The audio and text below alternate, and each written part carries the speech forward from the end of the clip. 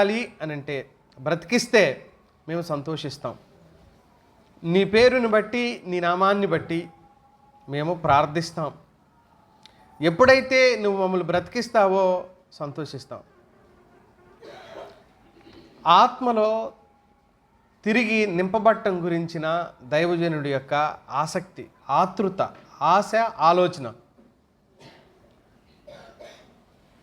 ఉజ్జీవం అనే ఈ ఆలోచనతో మనం చాలా వర్తమానాలు ఆలోచన చేస్తూ వచ్చాం. దేవుడు చాలా బలంగా ఈ ఆలోచనను మీ మధ్యలో పెట్టాలని నన్ను ప్రేరేపించాడు.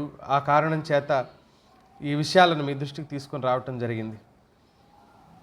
ఈ అంశం మీదే మనం చాలా వర్తమానాలు మధ్యలో కూడా మనం ధ్యానం చేయడానికి దేవుడు మనకు సహాయం చేశాడు. ఈ ఆలోచన మనసులో ఉంచుకొని యెషయా రాసిన గ్రంథం 64వ అధ్యాయంలో మనం సందర్భాన్ని 12 వచనాలు ఉన్నాయి. వీలైతే ఆ 12 వచనాలను ఆలోచన చేసే ప్రయత్నం చేద్దాం. యెషయా రాసిన గ్రంథం 64వ అధ్యాయం. ఈ వాక్య భాగం దైవిక జోక్యం కోసం చేసే ఒక తీవ్రమైన ప్రార్థన. మళ్ళీ చెప్తా, దైవిక జోక్యం కోసం చేసే ఒక తీవ్రమైన ప్రార్థన 64వ అధ్యాయంలో. ఈ సందర్భం ఒక ప్రవచనాత్మకమైన విలాపం. వాస్తవంగా యెషయా ఒక ఆనందకరమైన పుస్తకాన్ని రాశాడు. ఇందులో ఒక విలాపం ఉంటుందని ఎవరికి అనిపించదు. కానీ 64వ అధ్యాయం విలాపానికి సంబంధించిందే, 53వ అధ్యాయం విలాపానికి సంబంధించిందే. ఈ 2 అధ్యాయాలు కూడా విలాపానికి సంబంధించిందే, అంటే దుఃఖానికి సంబంధించిందే. క్లిష్ట సమయంలో భక్తుడు దేవుడితో అంటున్నాడు, ప్రభు, మేము క్లిష్ట సమయంలో ఉన్నాము, నువ్వు మా జీవితాలలో జోక్యం చేసుకొని ఆయన అంటున్నాడు దైవజనుడు. మా బ్రతుకుల్లో నువ్వు జోక్యం చేసుకో అన్నాడు. ఒకసారి నేను మొదటి 2 వచనాలు చదువుతాను, గమనించండి. గగనము చీల్చుకొని నీవు దిగివచ్చేదవుగాక, నీ సన్నిధిని పర్వతములు తత్తరిల్లునుగాక, నీ శత్రువులకు నీ నామమును తెలియజేయుటకై అగ్ని గచ్చపొదలను కాల్చు రీతిగాను, అగ్ని నీళ్లను పొంగజేయు రీతిగాను నీవు దిగివచ్చేదవుగాక అన్నాడు. దేవుడు దిగి రావటాన్ని గురించి మాట్లాడుతున్నాడు. దేవుడు దిగి వచ్చినప్పుడు గొప్ప కార్యాలు జరుగుతాయని భక్తుని యొక్క ఆశ. ఆకాశానికి భూమికి మధ్య అడ్డుగోడను తీయమని, ద్వారాన్ని తెరవమని హృదయపూర్వకంగా పెడుతున్న ఒక మొర, భక్తుడు పెడుతున్న ఒక మొర. ఆయన అంటున్నాడు, నీ సన్నిధిలో ఏం జరుగుతుంది, పర్వతాలు తత్తరిల్లుతాయి అని అన్నాడు. ఇది ఒక కవితా దృక్పథం. పర్వతాలు కదలవు, కదిలితే ఏమవుద్ది, భూమి ఏమైపోద్ది, బద్దలైపోద్ది. పర్వతాలు ఏం కదలవు. భూకంపాలు జరిగినప్పుడు, ఇంకా మహా ఉత్పాతాలు ఏమైనా జరిగినప్పుడు జరిగే చర్య అది. కానీ నీ సన్నిధిలో, ఇది కవితా దృక్పథంతో. ఈ మాటను మనం 18వ కీర్తనలో చదువుతాం. ఒకసారి చూడండి, 18వ కీర్తన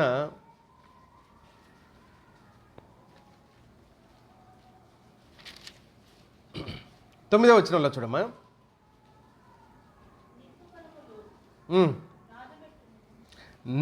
నిప్పు కణములు రాజబెట్టును, మేఘములను వంచి ఆయన వచ్చెను, ఆయన పాదాల కింద గాఢాంధకారం కమ్మి ఉంది. ఇవన్నీ కవితా దృక్పథంతో చెబుతున్న మాట. మేఘాలను వంచడం ఏంటి? అందుకని ఇంకా మేఘారూఢుడై వచ్చును అన్నాడు ప్రకటన గ్రంథం 1వ అధ్యాయం 7వ వచనంలో.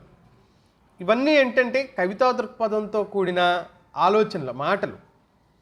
ఇవే భావాలు మళ్ళీ మనం 144వ కీర్తనలో 5వ వచనంలో చూస్తాం. చూడండి, యెహోవా నీ ఆకాశమును వంచి దిగిరమ్ము, పర్వతములు పొగరాజునట్లు నీవు వారిని ముట్టుము అంటాడు. అంటే దేవుడు చర్య తీసుకున్నప్పుడు, దేవుడు పనిచేయటం ప్రారంభించినప్పుడు అది ప్రభావవంతంగా ఉంటుంది అని దైవజనుడి భావన. అది ప్రభావవంతంగా ఉంటుంది అని దైవజనుడి యొక్క ఆలోచన. ఆయన చర్య మొదలుపెట్టినప్పుడు, ఆయన పని మొదలుపెట్టినప్పుడు, దేవుడు చర్య తీసుకున్నప్పుడు ఉండే ప్రభావం దైవజనుడికి అర్థమైంది. కాబట్టి నువ్వు నా బ్రతుకులో జోక్యం చేసుకో ప్రభువా, నువ్వు దూరంగా ఉండకు, నేను నీకు దూరం అయ్యాను. పరిస్థితులను బట్టి, ప్రభావాలను బట్టి, సందర్భాలను బట్టి నేను నీకు దూరం అయిపోయాను. నేనే నీ ఎదుట బలహీనంగా ఉండిపోయాను. నా జీవితంలో నువ్వు జోక్యం చేసుకో, నా బ్రతుకులో నువ్వు జోక్యం చేసుకో. ఉజ్జీవం అంటే సర్వశక్తుడైన దేవుణ్ణి మనిషి కలవటం, సర్వశక్తుడైన దేవుడితో మనిషి మమేకమైపోవటం, దేవునికి మనిషికి మధ్యలో దూరం తగ్గిపోవటం, దేవునితో ఐక్యపడటం. ఈ ఐక్యపడే చర్య రావటమే ఉజ్జీవం. మళ్ళీ చెప్తున్నాను, నేను ప్రతి వర్తమానంలో చెప్పా, ఉద్రేకము ఉజ్జీవం కాదు, ఉత్సాహాలు ఉజ్జీవాలు కావు. ఆతృతతో ఆనందంతో వాయిద్యాలు వాయించి పాటలు పాడి డ్యాన్సులు చేయడం ఉజ్జీవం కాదు. బైబిల్లో ఎక్కడా అది ఉజ్జీవం అని చెప్పలేదు. మనిషి పాపాలు ఒప్పుకొని దేవునికి దగ్గర అవ్వటమే ఉజ్జీవం. మనిషిలో ఉన్న అవిధేయతలను తొలగించుకొని దేవునికి సమీపంగా మారటం ఉజ్జీవం. అదే ఉజ్జీవం అని దేవుని వాక్యం చెప్తూ ఉంది. ఈ 64వ కీర్తనలోంచి మనం ఆలోచన చేయడానికి నేను 3 తలంపులు మీ దృష్టికి తీసుకుని వచ్చే ప్రయత్నం చేస్తా. ఇందులో దైవజనుల యొక్క ఆవేదన లేకపోతే ప్రార్థన మీకు తెలియజేయడానికి నా వంతుగా ప్రయత్నం చేస్తా. మొదటగా ఆయన అంటున్నాడు, దేవుడు దిగి రావాలి. ఆయన ఉద్దేశం, భక్తుని యొక్క ఉద్దేశం ఏమంటాడు? గగనము చీల్చుకొని నీవు వచ్చేదవుగాక, అంటే నువ్వు వస్తావు, నువ్వు రావాలి అని కోరుకుంటున్నాడు. గగనము చీల్చుకొని నువ్వు రావాలి, అప్పుడు నీ సన్నిధిలో పర్వతాలు తత్తరిల్లుతాయి. 2వ వచనం చివరి భాగంలో కూడా నీవు దిగి వచ్చేదవు గాక అంటున్నాడు. నువ్వు దిగి రావాలి, గాక అంటే జరగాలి అని కదా అర్థం. నీవు దిగి వచ్చేదవు గాక, నువ్వు అలా చేస్తావు, చెయ్యాలి, చేయదుగాక ఆయన కోరిక. నువ్వు దిగి వస్తేనే, తన ప్రజలకు దూరంగా ఉన్న దేవుడు తన ప్రజలను కలుసుకొని వారిని పునరుజ్జీవింప చేయడమే ఉజ్జీవం. దేవుడు అనేక సందర్భాల్లో ఆయన తన ఆవేదనను వెలిబుచ్చిన సందర్భం నేను మళ్ళీ జ్ఞాపకం చేస్తా. యెహెజ్కేలు గ్రంథం 8వ అధ్యాయం 6వ వచనంలో చూడండి. దేవుడు ప్రజలు చేస్తున్న అవిధేయతను బట్టి, ప్రజలు కలుగున్న దౌర్భాగ్యాన్ని బట్టి దేవుడు తన పరిశుద్ధ స్థలాన్ని విడిచిపెట్టి బయటికి వెళ్ళిపోయాడని చెప్తుంది వాక్యం. తన పరిశుద్ధ సన్నిధిని విడిచిపెట్టి దేవుడు బయటికి వెళ్ళిపోయాడంట. ఆయన తన సన్నిధిలో, తన పరిశుద్ధాలయంలో లేడు. చదవమ్మా. అంతటా ఆయన నాతో ఇలాగ సెలవిచ్చును, నరపుత్రుడా, వారు చేయదానిని నీవు చూస్తున్నావు కదా, నా పరిశుద్ధ స్థలమును నేను విడిచిపోనట్లుగా ఇశ్రాయేలీయులు ఇక్కడ చేయుచున్న అత్యధికమైన హేయక్రియ కృత్యములు చూచితివా? నేను నా సన్నిధిని విడిచిపెట్టి వెళ్ళిపోయాను, నేను నా సన్నిధిలో లేను, వాళ్ళు ఉన్నాను అనుకుంటున్నారు. కారణం, వారు హేయకృత్యాలు, హేయక్రియలు చేశారు. అసలు నేను నా మందిరంలోనే లేను. మనం మందిరం, ఎవరి మందిరం అంటాం? ఏం మందిరం అంటాం? అబ్బా చాలా చక్కగా దేవుని మందిరం అంటాం. మరి దేవుడే లేకపోతే అందులో, దేవుడే లేకపోతే అందులో అది ఎంత దుఃఖకరమైన సంగతి. దేవుని మందిరం పేరు మంచిదే, బాగుంది. ఆయన అంటున్నాడు, సొలొమోను కట్టించిన దేవాలయంలోనే దేవుడు లేడు, ఆయన బయటికి వెళ్ళిపోయాడు. ఎక్కడికి వెళ్ళిపోయాడు? తూర్పు కొండల తట్టుకు పోయాను అంటాడు అధ్యాయంలో చదివితే మనం. నేను నా మందిరాన్ని విడిచిపెట్టి వెళ్ళిపోవటానికి కారణం హేయకృత్యాలు చేశాడు. దేవాలయంలో తీసుకొచ్చి విగ్రహాన్ని పెట్టారు. దేవుని మందిరంలో నుంచి తీసుకొచ్చి, అమ్మ దేవుని మందిరం అంటే ఏంటనుకుంటున్నామంటే ఏముండదు అక్కడ. దేవుడే ఉండడు అందులో, దేవుడే లేడు అందులో. సొలొమోను కట్టింది ఏమనుకుంటున్నావు? సొలొమోను కట్టనీగాక ఆయన చిత్తానికి, ఆయన విలువలకి వ్యతిరేకంగా ఎక్కడ నడిచినా, ఏ సందర్భంలో నడిచినా, అలా ఎవరు నడిచినా దేవుడు ఆ మందిరంలో కోసం దేవుడు దిగి వస్తే ఎలా ఉంటుంది? ఎలా ఉంటుంది? బాగుంటుంది, బాగానే ఉంటుంది. ఎప్పుడైనా దేవుడు తన ప్రజల మధ్యలోకి దిగి వస్తే బాగుంటుందా? బాగుదా? బాగానే ఉంటుంది. కానీ బాగుంటుంది అని మనందరి ఆశ, మనందరి కోరిక. కానీ నిజంగా దిగి వస్తే ఎలా ఉంటుందని వాక్యం చెప్తుందంటే, మొదటి కారణం పర్వతాలు కదులుతాయి అని చెప్పాడు. పర్వతాలు కదులుతాయి మొదటి వచనంలోను, తర్వాత ఈ మాట మనం 3వ వచనంలో కూడా చదువుతాం. నీ సన్నిధిని పర్వతములు తత్తరిల్లునుగాక అంటాడు. 3వ వచనం చివరి భాగంలోనే ఉంది. మొదటి వచనం 2వ లైన్లో, 2వ భాగంలో లేకపోతే చివరి భాగంలో కూడా ఉంది. పర్వతాలు ఏమైపోతే ఆయన వచ్చినప్పుడు తత్తరిల్లుతాయి. వాస్తవంగా బైబిల్ గ్రంథంలో పర్వతము అని చెప్పబడిన సందర్భాలు మనకి ఏం చెప్తున్నాయి అని అంటే ఒక రాజరిక అధికారాన్ని జ్ఞాపకం చేస్తుంది. మనం జకర్యా గ్రంథంలో చదువుతాం, ఓ గొప్ప పర్వతమా నువ్వు ఏమాత్రపు దానవు జెరుబ్బాబేలును అడ్డగించడానికి అని అంటాడు. ఎవరా గొప్ప పర్వతం? బబులోను రాజు. బబులోను రాజుని గొప్ప పర్వతం అంటున్నాడు. అంటే దేవుని సన్నిధి మన మధ్యలో ఉన్నప్పుడు పర్వతాలు కదులుతాయి, వణుకుతాయి అని ఎందుకు అంటున్నాడు అని అంటే ప్రభుత్వాలు సహితం దేవుని సన్నిధి తమతో ఉన్న వ్యక్తుల జోలికి పోలేవు. ప్రభుత్వాలు సహితం దేవుని ప్రజల జీవితాల్లో జోక్యం చేసుకోలేవు దేవుడు తన ప్రజలతో వ్యవహరిస్తున్న సమయంలో. అందుకని పర్వతాలు కదలటం అనేది ఇశ్రాయేలీల జీవితాలలో వాళ్ళు చూశారు. రెండవది ఏంటి అని అంటే మనం ఆలోచన చేయగలిగితే దేవుడు ఇశ్రాయేలీల ప్రజల మధ్యలోకి దిగి వచ్చిన సందర్భాల్లో ఆయన పర్వతం మీదకి దిగి రావటం, ఆ పర్వతం ధూమం వలె ఆ గొప్ప దుమ్ము ధూళి పొగలెగటం అందులోంచి ఇశ్రాయేలీలు చూశారు. ఆ సందర్భాన్ని జ్ఞాపకం చేసుకుంటూ భక్తుడు ఏమంటాడంటే మళ్ళీ గనక నువ్వు దిగొచ్చావంటే మా మధ్యలో అప్పుడు పర్వతాలు కదిలినాయి. చూడండి, మోషే కాలంలో నిర్గమకాండము 19వ అధ్యాయం 18వ వచనంలో చదువుతాం. నిర్గమకాండము 19వ అధ్యాయం 18వ వచనంలో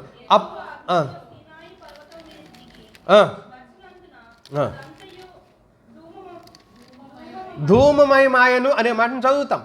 ధూమమైపోయింది, అదంతా పొగలేచింది, దుమ్ము లేచింది, ధూళి లేచింది, పర్వతం కదిలిపోయింది దేవుడు దిగి వచ్చిన. అలాంటి ప్రభావవంతమైన కార్యం ఆ రోజున జరిగినట్లు మనం గమనించవచ్చు. అలాంటి ప్రభావవంతమైన శక్తివంతమైన కార్యం ఆయన సన్నిధిలో సౌండ్ తక్కువ చేయండి, ఆయన సన్నిధిలో పర్వతాలు కదులుతాయి అని చెప్తుంది దేవుని వాక్యం. ఇంకొంచెం తక్కువ చేసినాం కాదు, ఇదెందుకు సడన్గా కొత్త సౌండ్?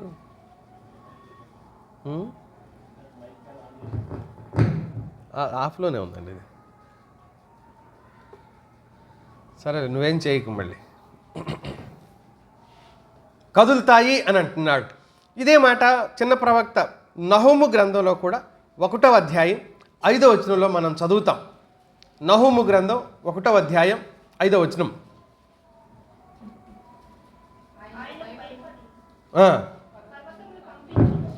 ఆయనకు భయపడి పర్వతాలు ఏం చేస్తాయి అంటున్నాడు? కంపిస్తాయి అని చెప్పాడు. కొండలన్నీ కరిగిపోతాయి అని అంటున్నాడు.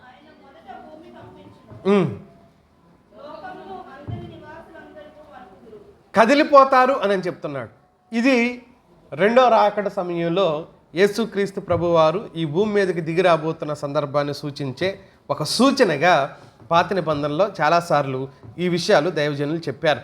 సరే, ఆయన దిగి వచ్చేటప్పుడు పర్వతాలు కదులుతాయి అని నిర్గమకాండంలోనూ ఇశ్రాయేలీల సందర్భంలో జరిగిన విషయాల్లోనూ మనం ఆలోచన చేయొచ్చు. ఆ తర్వాత దీంట్లో ఆయన దేవుడు దిగి రావటంలో పర్వతాలు కదలటం ఒక సూచన అయితే, రెండవ సూచన కూడా చెప్పాడు. నేను చదువుతాను చూడండి, 64వ అధ్యాయం 2వ వచనంలో. నీ శత్రువులకు నీ నామము తెలియజేయుటకై అగ్ని గచ్చ పొదలను కాల్చు రీతిగాను అగ్ని నీళ్లను పొంగజేయు రీతిగాను నీవు దిగి వచ్చేదవుగాక. జరుగునని మేమనుకొనిన భయంకరమైన క్రియలు నువ్వు చేయగా అన్యజనులు నీ సన్నిధిని కలవరపడుదురుగాక, నీవు దిగి వచ్చేదవుగాక అంటూ మాట్లాడాడు దైవజనుడు. ఏం చెప్పదలుచుకున్నాడు? అన్యజనులు అని అంటే దేవుణ్ణి ఎరగని వాళ్ళందరినీ అన్యజనులే అని అంటాడు. అన్యజనులు అంటే సాధారణంగా ఇప్పుడు మన కుటుంబాలలో రక్షణ లేని పిల్లలు ఉన్నారనుకో, దేవుని లెక్క ప్రకారంగా వాళ్ళు ఎవరిప్పుడు రక్షించబడని మన పిల్లలే. ఇప్పుడు నేను పాస్టర్ అనుకో, నాకు 2 పిల్లలు ఉన్నారు, 2కి రక్షణ లేదనుకో, దేవుని లెక్కలు ఇప్పుడు వాళ్ళు ఎవరు అవుతారు అనుకుంటున్నారు? అన్యులు అవుతారు. దేవుని లెక్కలో వాళ్ళు ఎవరిప్పుడు? అన్యులే. ఎందుకని? నిబంధన కిందకి వాళ్ళు ఇంకా రాలేదు. నిబంధన కిందకి ఎవరు వస్తారో వాళ్ళే దేవుని ప్రజలు అవుతారు. నిబంధన కిందకి రాకుండా పాస్టర్ గారి ఇంట్లో పుట్టి పెరిగినా సరే వాళ్ళు ఎవరవుతారు? ఖచ్చితంగా అన్యులే అవుతారు. అందుకని ఎవరైతే రక్షణ లేని వారిగా ఉన్నారో, ఎవరైతే మారు మనసు లేని వారిగా ఉన్నారో వారంతా భయపడతారు అని చెప్తూ అన్యజనులు ఏమవుతారు అంటున్నాడు? భయపడతారు, వణికిపోతారు అని అంటున్నాడు. వాస్తవంగా దేవుని సన్నిధి సంఘంలోకి దిగి వచ్చినప్పుడు దేవుని ప్రజల మధ్యలోకి దిగి వచ్చినప్పుడు పాపం చేసేవాళ్ళు భయపడతారు. అదొక సూచన మనకు. పాపం చేసేవారు భయపడతారు. మనం ఈ మాట అపోస్తుల కార్యగ్రంథం సంఘం గురించి చదువుతాం చూడండి. ఆది సంఘం, ప్రారంభం సంఘం, వాళ్ళకి ఏమీ తెలియదు, ఒకటి మాత్రమే తెలుసు, దేవుని సన్నిధి తప్ప ఏం తెలియదు. 2వ అధ్యాయం అపోస్తుల కార్యగ్రంథం 2వ అధ్యాయం 43వ వచనం మొదటి లైన్లోనే చదువుతాం. అప్పుడు ప్రతి వానికి ఏం కలిగింది? భయం కలిగింది. భయంతో ఉన్నారు. మాట్లాడాలంటే భయం, పని చేయాలంటే భయం, ఏమైనా చేయాలంటే భయం. ఒకవేళ దేవుని చిత్తానికి, దేవుని సన్నిధికి నేను వ్యతిరేకంగా సంఘంలో ఏ చర్య అయినా చేస్తానేమో, దేనికైనా చేతిని చాపుతానేమో, నోటిని దేనికైనా తెరుస్తానేమో అని సంఘంలో ప్రతి వానికి ఏం కలిగింది? భయం ఉంది. వాస్తవంగా దేవుని సన్నిధి లేకపోతే అందరూ మాట్లాడతారు. ఏది మంచో అందరూ చెబుతారు, ఏది చెడో అందరూ చెబుతారు. అందరూ లీడ్ రోల్ పోషించడానికి ప్రయత్నం చేస్తారు. అందరూ లీడ్ రోల్ ఏంటంటే నేను చెప్పింది జరగాలి, నేను చెప్పింది చేయాలి అని మాట్లాడతారు. ఎందుకు? దేవుని సన్నిధి వారి మధ్యలో లేనందువల్ల. దేవుని సన్నిధి వారి మధ్యలో లేనందువల్ల, భయపడడం మానేసినందువల్ల, దేవునికి భయపడడం మానేసినందువల్ల ఈ ఆలోచనలు ప్రజల్లోకి వస్తాయి. ఎప్పుడైతే దేవుని సన్నిధి దిగుతుందో ప్రజల మధ్యలోకి, పాపులు భయపడతారు. ఇదే గ్రంథం, యెషయా గ్రంథంలో 33వ అధ్యాయానికి ఒకసారి రండి. 33వ అధ్యాయం 14వ వచనంలో చెప్పాడు దైవజనుడు, సియోనులోనున్న పాపులంతా ఏమవుతున్నారు? దిగులు పడుచున్నారు అని చెప్పాడు. సియోనులో ఉన్న పాపులంతా దిగులు పడుతున్నారు, దిగులుతో భయంతో ఉన్నారు వాళ్ళందరూ. వారికి తర్వాత ఏం చూడు, వణుకు భక్తిహీనులను పట్టెను. దేవుని ఆత్మ దిగి రావటం వల్ల సియోనులో ఉన్న పాపులు దిగులు పడుతున్నారు. భక్తిహీనులకి ఏం కలుగుతుంది? వణుకు పుడుతుంది. అప్పుడు వాళ్ళు అంటున్నారు, మనలో ఎవడు నిత్యం దహించు అగ్నితో నివసింపగలడు, మనలో ఎవడు నిత్యము కాలుచున్న వాటితో నివసించును. ఆయన దహించు అగ్ని, ఆయనతో నిత్యం మనం ఉండలేం. ఆయన సన్నిధి ఎక్కడుంటే అక్కడ మారు మనసు లేని, మార్పు చెందని వ్యక్తులు నిలబడటానికి చోటు దొరకదు వాళ్లకు.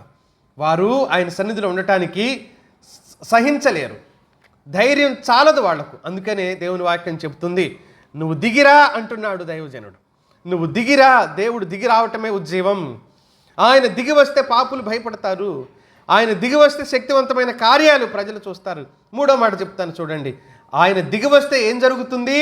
4వ వచనం చూడండి. 64వ అధ్యాయం యెషయా రాసిన గ్రంథం 4వ వచనం. తన కొరకు కనిపెట్టుకుని వారి విషయమై నీవు తప్ప తన కార్యములను సఫలము చేయు మరి ఏ దేవునిని ఎవడును ఏ కాలమున చూచి ఉండలేదు. అట్టి దేవుడు కలడన్న సమాచారం మనుషులకు వినబడనే లేదు. అట్టి సంగతి వారికి తెలిసి ఉండలేదు. చాలా చక్కగా రాశాడు కదా ఈ మాటని. ఆయన దిగి వచ్చినప్పుడు ఆత్మీయులు ఆనందిస్తారు. భక్తుడు దాన్ని చూడాలనుకున్నాడు. ప్రభువా నువ్వు దిగిరా, నీ ప్రజలందరూ నీలో ఆనందిస్తారు. బలహీనపరచబడిన హృదయాలతో ఉన్నారు నీ ప్రజలందరూ, బలహీనపరచబడిన హృదయాలతో ఉన్నారు.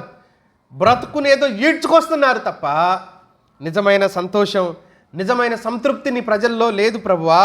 కనుక నువ్వు దిగి వస్తే నీ ప్రజలు ఏమవుతారు? సంతోషిస్తారు. దైవజనుడు కోరిక ఏంటంటే దేవుని ప్రజలందరూ సంతోషించాలనే కోరికతో దైవజనుడు ఉన్నాడు. అందుకనే ఒక విలాపంతో కూడిన, ఆర్ధతతో కూడిన ప్రార్థన దేవుని సన్నిధిలో చేస్తున్నాడు. ప్రభువా నువ్వు దిగిరా నాయన, నీ సన్నిధి మా మధ్యలోకి దిగి వచ్చేలాగా చేయి నాయన అంటున్నాడు. ఎప్పుడైతే దేవుని సన్నిధి దిగి వస్తుందో తన ప్రజల మధ్యలోకి ప్రజలు ఆనందిస్తారు, దేవుడు మహిమపరచబడతాడు. ఈ మాటను మనం ఇర్మియా గ్రంథం 15వ అధ్యాయంలో ఒక మాట చూడండి.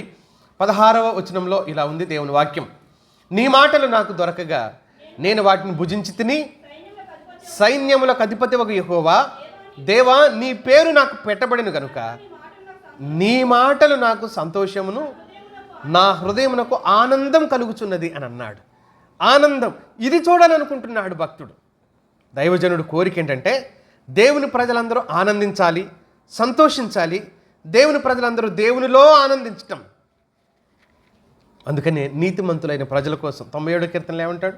నీతిమంతుల కొరకు వెలుగును 97:11 యథార్థ హృదయుల కొరకు ఆనందమును విత్తబడి ఉన్నది.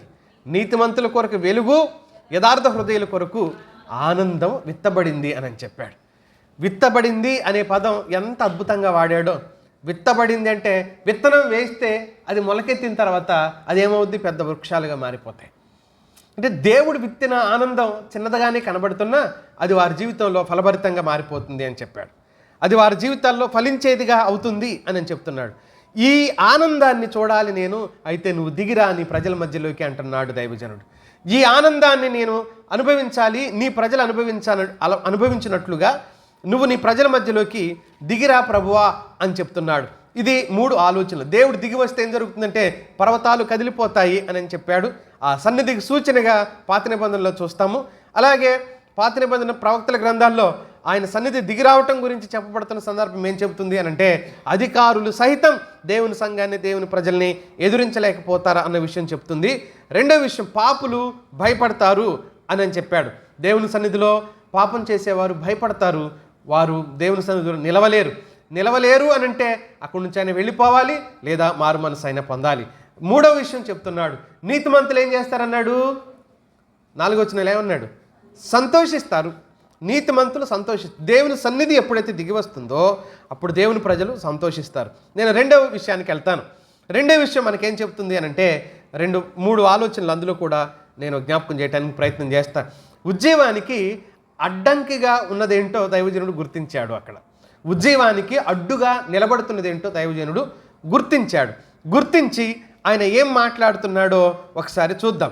ఏం గుర్తించాడు? 5వ వచనం చూద్దాం.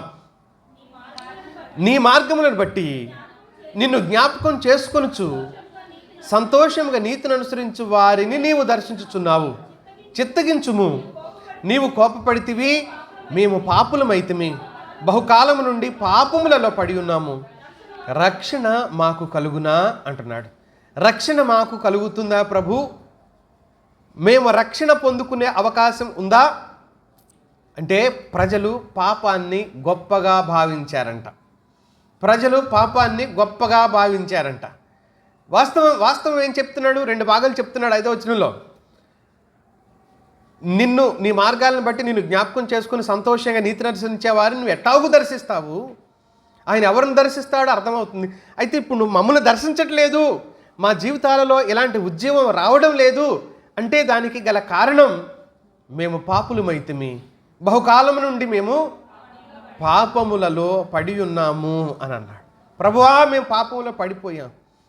వాస్తవాన్ని దైవజనుడు గుర్తించాడు. ఎప్పుడైనా పడిపోయిన వాడు తిరిగి లేవాలి అని అంటే అతడు పడిపోయాడు అన్న విషయం అతడు గుర్తించకపోతే అతడు లేవలేడు.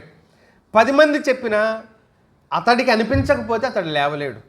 అతడు ఆశించకపోతే అతడు లేవలేడు.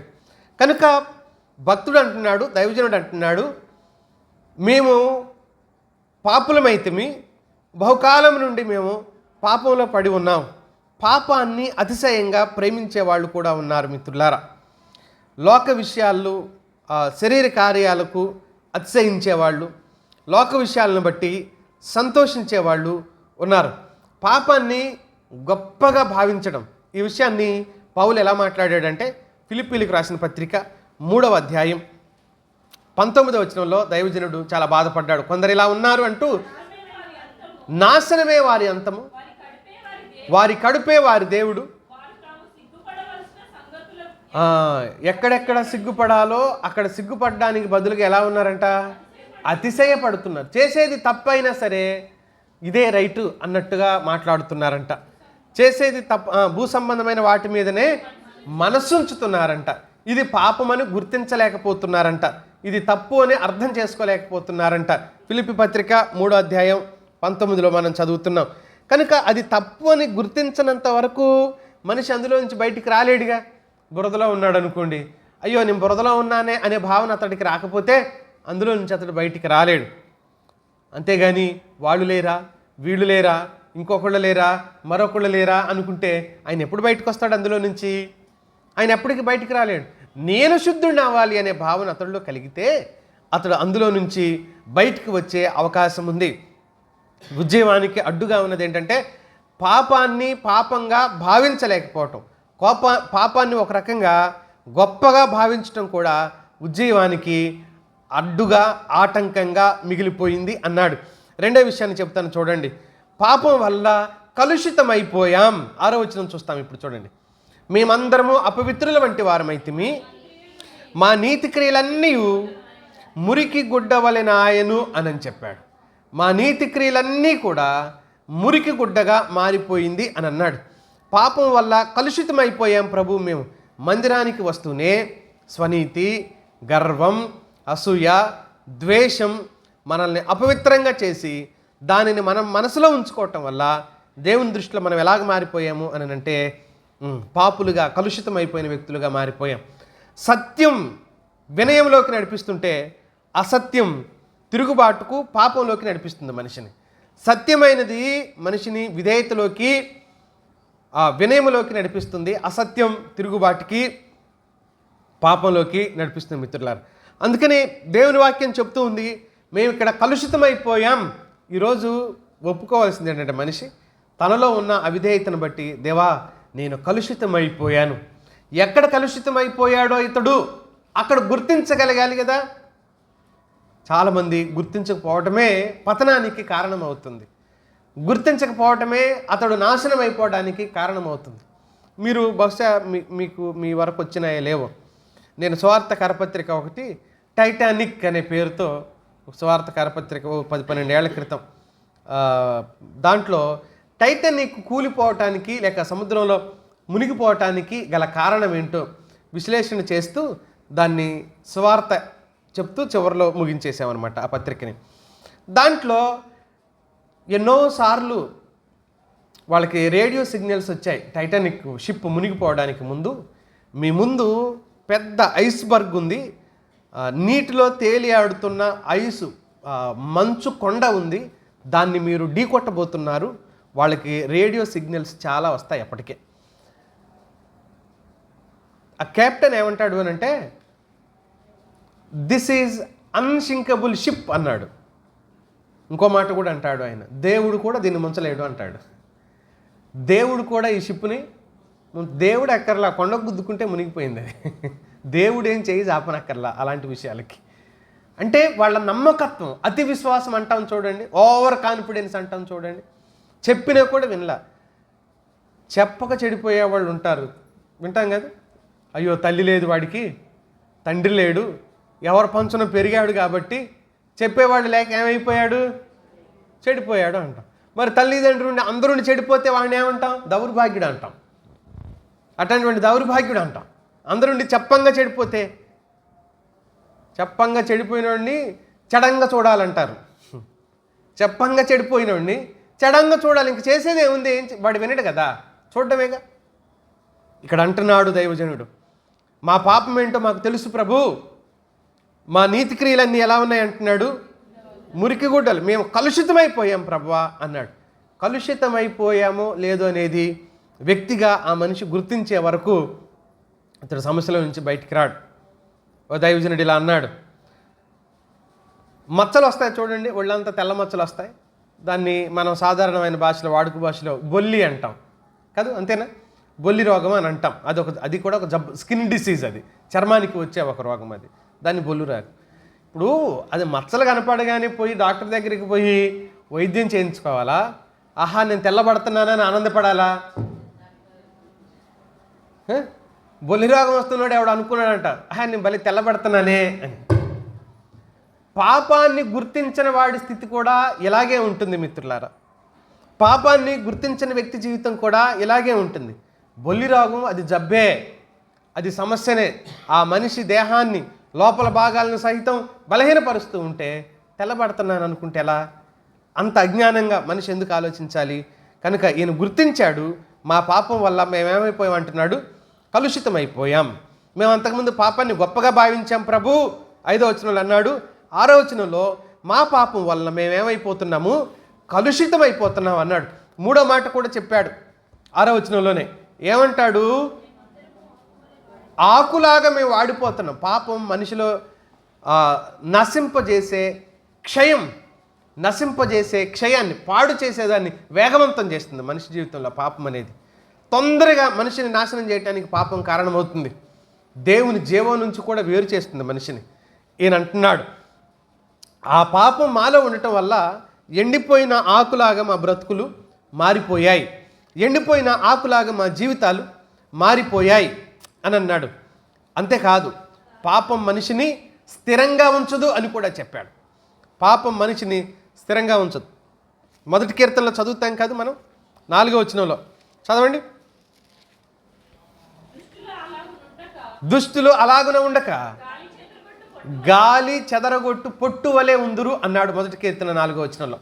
దుష్టులు ఎలా ఉంటారు? గాలి చెదరగొట్టు అంటే స్థిరులుగా ఎక్కడా ఉండలేరు, ఏ పని చేయలేరు, ఏ విషయంలో కూడా నమ్మకంగా ఉండలేరు. కాబట్టి గాలి చెదరగొట్టే పొట్టులాగా వారి జీవితాలు ఉంటాయి అని అన్నాడు. ఇంకా ఎలా ఉంటారో తెలుసా? పాపం హృదయంలో నివసించే వ్యక్తులు హోషేయ గ్రంథంలో చెప్పాడు. 13వ అధ్యాయం 3వ వచనం. హోషేయ గ్రంథం 13వ అధ్యాయం 3వ వచనం. కళ్ళంలో పొట్టులాగా ఎగిరిపోతారని చెప్పాడు. కళ్ళంలో ఉండే పొట్టు ఎలా ఉంటుంది? గాలికి ఎగిరిపోతుంది కాదు, పొట్టు ఎగిరిపోతుంది. కళ్ళంలో ఉండే పొట్టు, కళ్ళంలో ఉండే పొట్టు గాలికి ఎగిరిపోయేలాగా ఈ దుష్టులు ఉంటారు అని హోషేయ గ్రంథం 13వ అధ్యాయం 3వ వచనంలో చెప్పాడు. కాబట్టి మన స్వనీతి ఆకుతో పోల్చాడు దైవజనుడు. గాలికి ఎగిరిపోతుంది అని చెప్పాడు, దీన్ని ఆకుతో పోల్చాడు. దీంట్లోనే 4వ సందర్భాన్ని జ్ఞాపకం చేస్తాను చూడండి. 2వ పాయింట్లో 4వ సందర్భం 6వ వచనంలో చెప్తున్నాడు, స్వనీతిలో ఏమైపోయామన్నాడు? పరిపూర్ణమయ్యాం. మేము స్వనీతితో పరిపూర్ణమయ్యాం.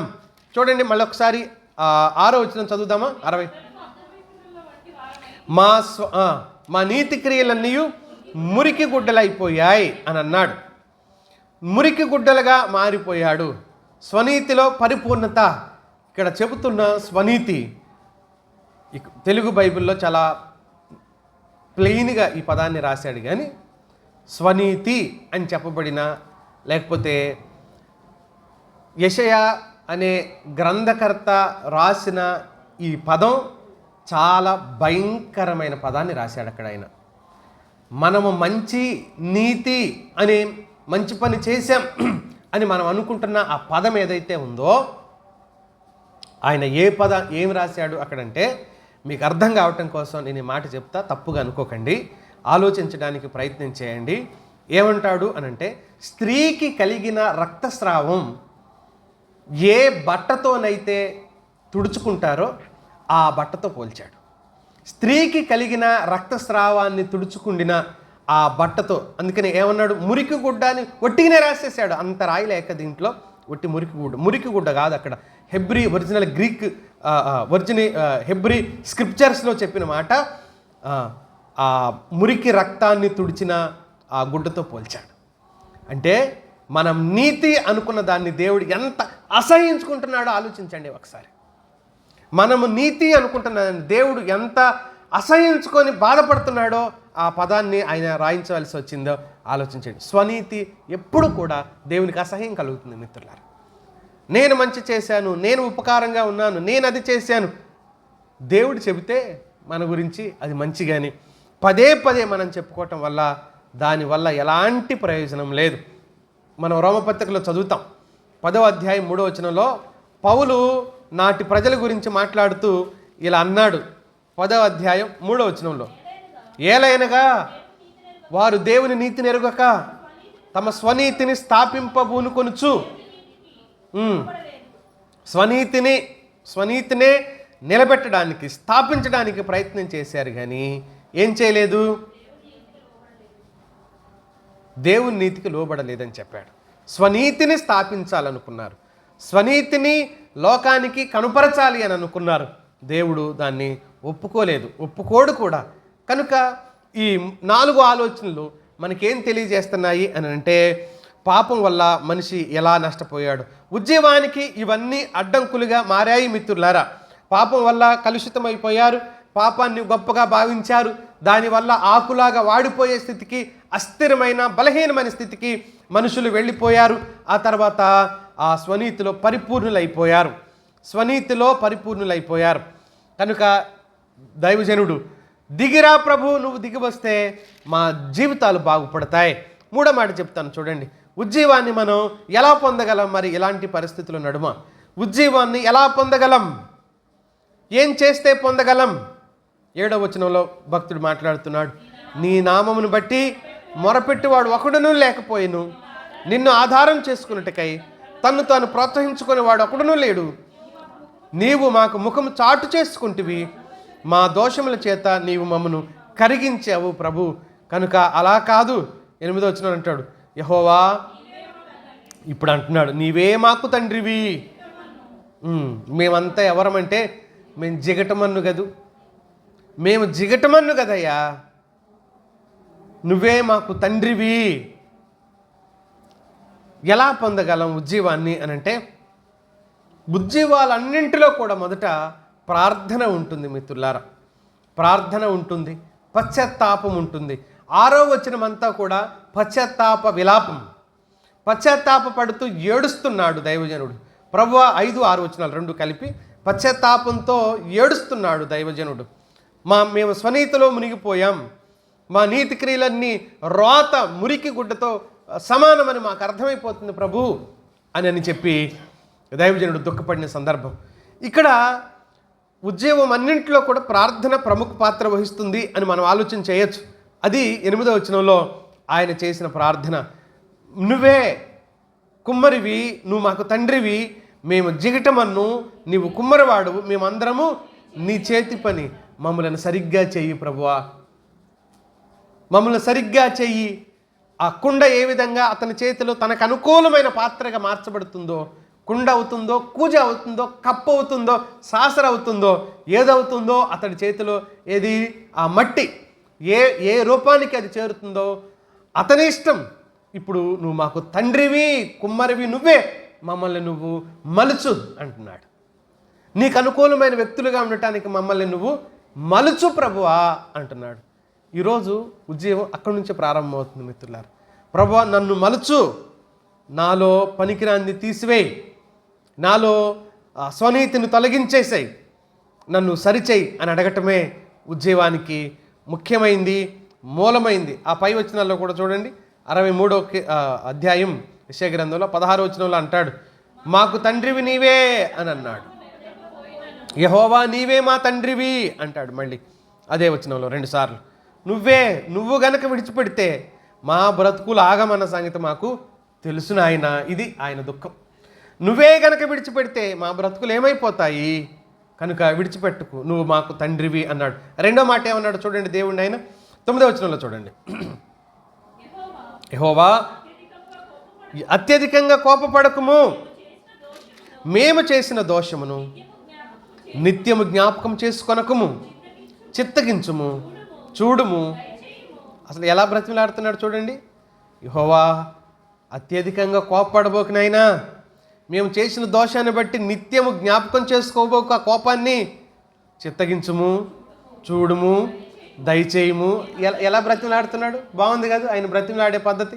చిత్తగించుము, దయచేయము, చూడుము, మేమందరము నీ ప్రజలమే కదా, నువ్వే తోలు వేస్తే ఎక్కడికి పోతాం ప్రభువా, నీ ప్రజలమే కదా, పడిపోయాం నిజమే, పాపులమయ్యాం నిజమే, చెడిపోయాం నిజమే, అయినా మేమెవరు నీ ప్రజలం. మనం 100వ కీర్తనలో చదువుతాం, మనం ఆయన ప్రజలము, ఆయన మేపు గొర్రెలము అని చదువుతాం చూడు. అవును, మనం ఆయన ప్రజలం, ఆయన చేత విమోచించబడ్డాం. మన పిల్లలు ఆడుకుంటూ వాళ్ళంతా బురద చేసేసుకున్నారనుకోండి, వెంటనే భర్త దగ్గరికి వెళ్ళి, భర్త భార్య దగ్గరికి వెళ్ళి, వీడు బాగా డ్యామేజ్ అయిపోయాడు బురదతో, మనం ఇంకొకటికి అందాం కానీ ఇప్పుడు ఈయన ఏం చేద్దాం, పడేద్దామంటారా? కడుక్కుంటాంగా, శుభ్రం చేసుకుంటాంగా, మళ్ళీ వాడికి బుద్ధి కూడా చెప్తాంగా. ఈసారి బురదలోకి వెళ్ళావంటే వాతలు పెడతాను, అది చేస్తాను, ముక్కు కోస్తాను, ఇంకేదో పిచ్చోళ్ళకి ఇచ్చేస్తాను, అడుక్కునే వాళ్ళకి ఇచ్చేస్తాను, ఏదో చెప్పి వాడు మళ్ళీ ఆ పని చేయకూడదని భయపెడతాం, కడుక్కుంటాం, శుభ్రం చేసుకుంటాం. భక్తుడు అలాగే అంటున్నాడు, ఏమన్నా కానీ ప్రభు మేము నీ ప్రజలం, నువ్వు మాకు తండ్రివి, నువ్వు కుమ్మరివి, మేము మట్టి జిగట మన్ను, కాబట్టి సరిగ్గా చేయి, మమ్మల్ని బాగు చేయి. ఆయన బ్రతిమలు ఆడటం ఎంత అద్భుతం అనిపించిందో నాకు. చిత్తగించుము, చూడుము, దయచేయుము, మేమందరం నీ ప్రజలమే కదా, నువ్వే కాదంటే ఎక్కడికి పోతాం? ఇది ఆయన ఆలోచన. నువ్వే కాదంటే ఎక్కడికి పోతాం? తిరిగి ఉజ్జీవింపచేయి నాయన, తిరిగి మమ్మలను నిలబెట్టు. దేవుని దయను గుర్తు చేసుకుంటున్నాడు. 9వ వచనంలో ఆయన దేవుని దయను గుర్తు చేసుకుంటున్నాడు. ఈరోజు మనం దేవుని దయను గుర్తు చేసుకోవాలి. మనం చేసిన పనులను మళ్ళీ మొదటికి పోతుంది. మనం చేసిన పనులు గుర్తు చేసుకుంటే ఏమవుద్ది? అవి స్వనీతి క్రియలు. ఒకవేళ అవి నిజమైనవి అయితే దేవుడు నిత్యత్వంలో ఫలితం ఇస్తాడు.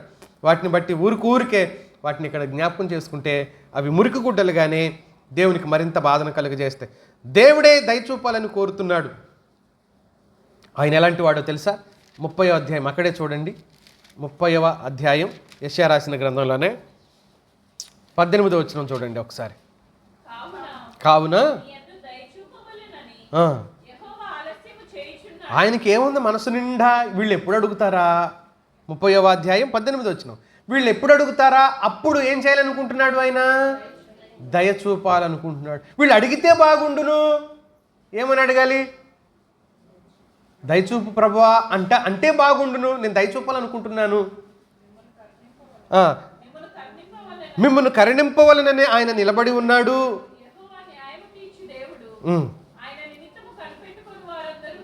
ఒకవేళ కనిపెట్టుకుంటే ధన్యుడివవుతావు అంటున్నాడు. మళ్ళీ మొదటి లైన్లో, మీ యందు దయ చూపవలనని యెహోవా ఆలస్యం చేయుచున్నాడు. దయ చూపాలని కోరికతో ఉన్నాడంట. కరుణించాలని నిలబడ్డాడు, పోలేదంట. అక్కడ మనం పాపం చేసినా, పాపంలో ఉండినా అక్కడి నుంచి చిచ్చే అని వదిలిపెట్టి పోలేదంట. ఆయన నిలబడ్డాడంట అక్కడే దయ చూపాలని. ఇంత ప్రేమ కలిగిన, ఇంత దయ కలిగిన గొప్ప దేవుడి సన్నిధిలో నువ్వు ఉండి తిరిగి నిలబడాలనే ఆలోచన నీకు రాకపోతే నువ్వు చాలా నష్టపోతావు మిత్రమా. ఇంత కరుణించాలని నీకోసం నిలబడ్డాడు నీ దేవుడు నీ పక్కన. దయచూపాలని ఆలస్యం చేస్తున్నాడు, కోరుకుంటున్నాడు. ఒకవేళ నా బిడ్డ నన్ను ప్రభువా నాకు దయచూపు, ఏది 64వ అధ్యాయంలో అడుగుతున్నాడు కానీ 9వ వచనంలో అలా అడిగితే దయచూపాలని ఆయన నిలబడ్డాడు. క్షమించడం ఆయనకి ఇష్టం. అందుకని మనం చదువుతాం 30వ కీర్తనలో, కోపము నిమిషం మాత్రం ఉండును, దయ ఎంత ఉంటుంది? ఆయుష్కాలం అంతా ఉంటుంది. నిమిషం మాత్రం కోప్పడి ఆయుష్కాలం అంతా దయచూపే దేవుడి దగ్గర నువ్వు ఉన్నావు మిత్రమా. 3వ మాట దాంట్లోనే నీ జ్ఞాపకం చేసేసి ముగిస్తాను. దేవుని మహిమను గౌరవించడం నేర్చుకుంటున్నాడు దైవజనుడు. దేవుని మహిమను గౌరవించడం, ఆ మాట మనం 10 నుంచి 12వ వచనం వరకు చదవచ్చు. ఏమంటాడు అనంటే 10వ వచనంలో మరొక ఆసక్తికరమైన మాట. నీ పరిశుద్ధ పట్టణములు బీడు భూములాయను, సియోను బీడాయను, యెరూషలేము పాడాయను. మా పితరులు నిన్ను కీర్తించుచుండిన మా పరిశుద్ధ మందిరము, మా శృంగారమైన మందిరము అగ్నిపాలాయను. మాకు మనోహరములై ఉన్నవన్నీ నాశనమైపోయాను. యెహోవా వీటిని చూచి ఊరుకుందువా? మౌనంగా ఉంటావా? అత్యధికముగా మమ్మను శ్రమ పెట్టుదువా? మేమంతా నీ ప్రజలమే. నీ ప్రజల వైపు నువ్వు దయతో చూడు, నీ స్వజనం వైపు నువ్వు చూడు. ఇక్కడ వాస్తవంగా నీ పరిశుద్ధ పట్టణము ఇవన్నీ బీడాయను అని అంటున్నాడు కదా. వాస్తవంగా అక్కడ నీ స్వాస్థ్యం, నీ ఆస్తి పాడైపోతుంది చూసుకో అంటున్నాడు దైవజనుడు.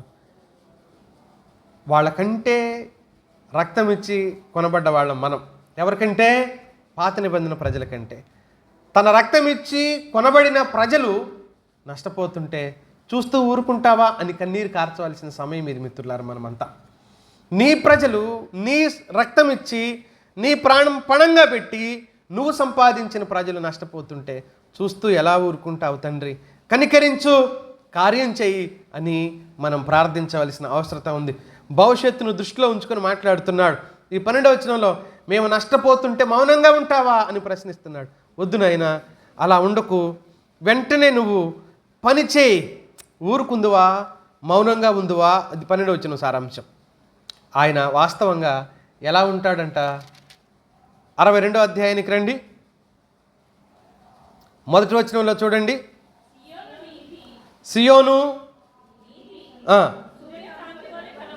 సియోను నీతి సూర్యకాంతి వలె కనబడి వరకు, దాని రక్షణ దీపం వలె వెలుగుచుండు వరకు సియోను పక్షమందు నేను మౌనంగా ఉండను. యెరూషలేము పక్షమందు నేను ఊరుకుండను, మౌనంగా ఉండను. వారిని తిరిగి బ్రతికిస్తాను, వారిని తిరిగి బలపరుస్తాను. ఎంత గొప్ప మాట చూడండి. నేను తిరిగి వారి జీవితాల్లో కార్యాన్ని చేస్తాను, నేను తిరిగి వారి బ్రతుకుల్లో మేలును చేస్తాను అంటున్నాడు.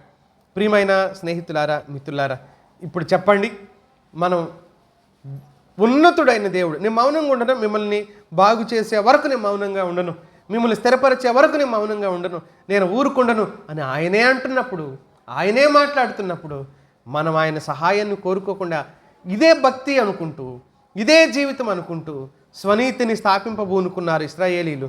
అలా చేద్దామా? ఆయన దిగి రావటమే ఉజ్జీవం. ఆయన దిగి వస్తే పాపులు భయపడతారు, నీతిమంతులు సంతోషిస్తారు అని అన్నాడు. ఉజ్జీవానికి అడ్డంకులుగా ఉన్నవి మనిషిలో ఉన్న పాపాలు. స్వనీతి అని చెప్తుంది. పాపాన్ని గొప్పగా భావించడం, లేకపోతే చులకనగా భావించడం. అదేముందులే, ఇదొక చిన్న పాపమేగా, చిన్న తప్పేగా, ఎవడు చూశాడులే. ఎవ్వడు చూడకపోవచ్చు, దేవుడు చూస్తున్నాడుగా, దేవుడు చూస్తూనే ఉన్నాడుగా. వీటన్నింటినీ మనం సరిచేసుకుంటే ఆయన వెంటనే మనల్ని నిలబెట్టడానికి ఇష్టపడుతున్నాడు.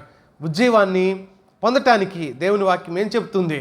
ముందు ప్రార్థన, తర్వాత దయను జ్ఞాపకం చేసుకోవటం, ఆయన మహిమను గుర్తు చేసుకోవటం. ఆయన అంటున్నాడు, నేను ఊరకుండను, తిరిగి నిలబెట్టే వరకు, బలపరిచే వరకు, బ్రతికించే వరకు నేను ఊరకుండను, నేను పని చేస్తాను.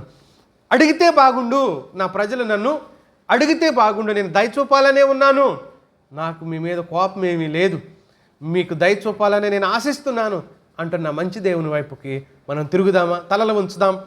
ఈ మాటలను బట్టి చిన్న మాట మనం ప్రార్థన చేసుకుందాం. ఆయన దయ చూపడానికి ఇష్టపడుతున్నాడు.